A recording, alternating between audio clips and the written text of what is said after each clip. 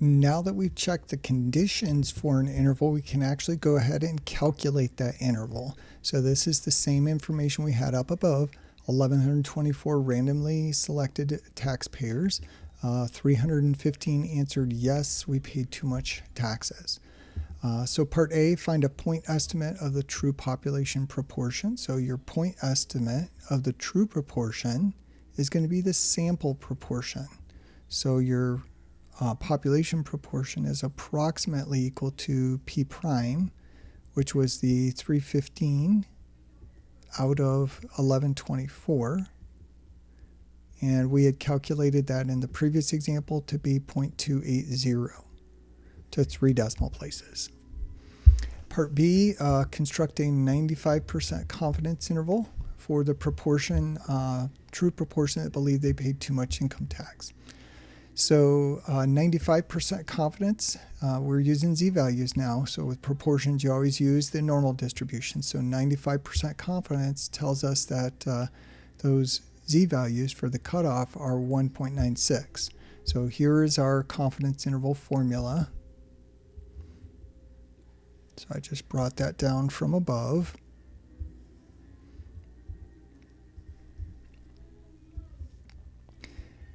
And we've got our P prime. So now our Z value, our Z alpha over 2 is 0.025. So it's Z 0.025 is equal to 1.96. So we've got that.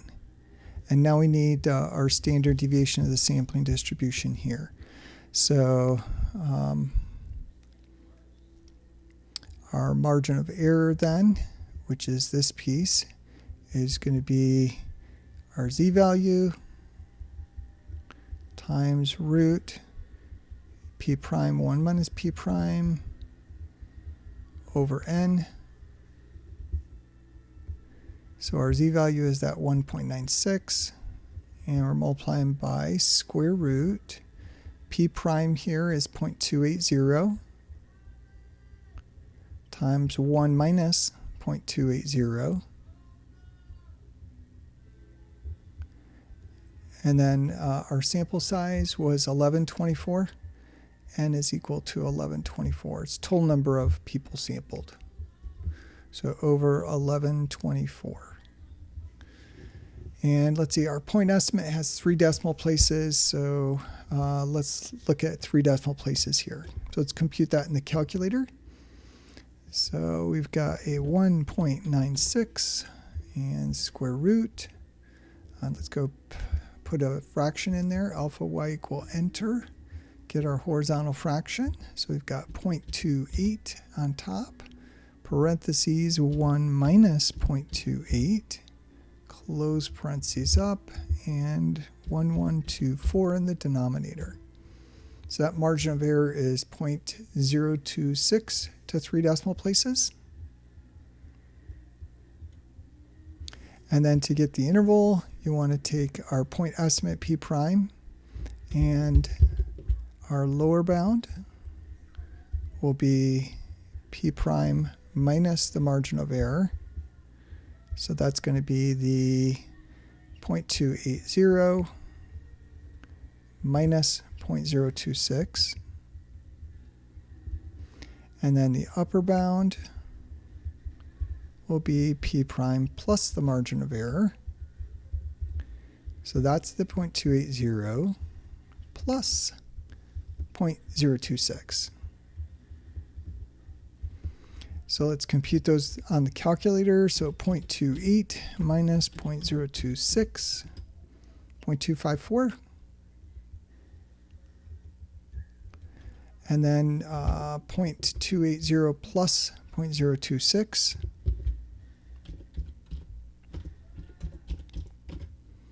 0.306.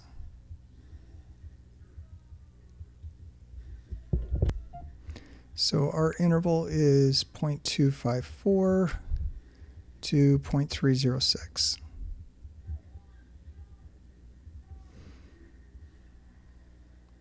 And we can go ahead and interpret that interval.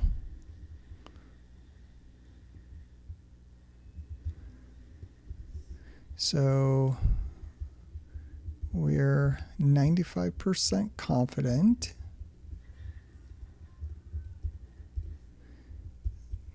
the population proportion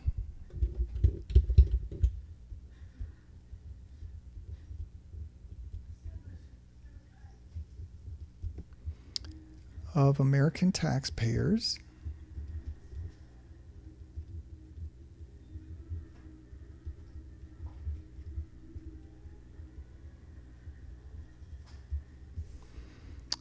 who believe they paid too much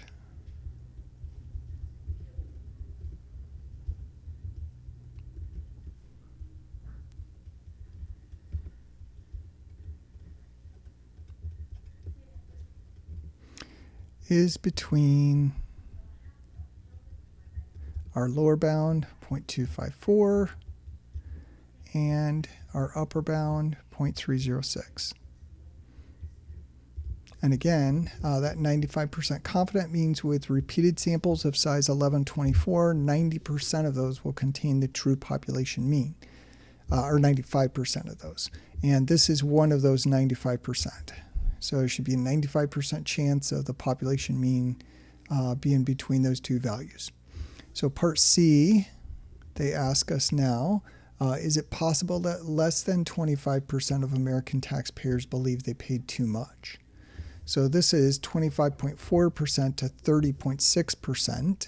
So if we put that on the number line here, so we've got 0.306 here up to, 0.254 up to 0.306 right there. There's our interval.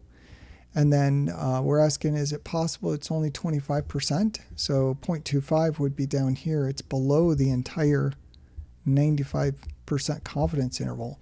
That's only going to happen 5% of the time. So it's not likely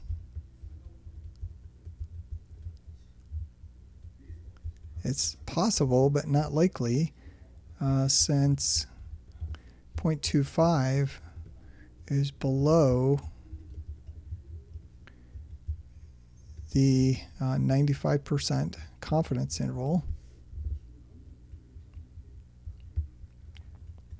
And 95% of confidence intervals with repeated samples should contain P, the population proportion. So it's unlikely that population proportion is as low as 0.25. It should be somewhere between 0.254 and 0.306. Now we can check our work on the calculator. I go to the TI-84 here. And if we go to stat and then tests, we want a one proportion z interval. So we've got one prop z test. We go down here. One prop z interval is choice A. So enter. Our x is successes. That was 315. And n here is 1124, total number of trials, confidence level 0.95, 95%. Calculate, and we've got 254 to 307 if we round it. And we've got 254 to 306, so it's just a round off error. So I probably should round it up there. So this is confirming, calculator is confirming what we did by hand.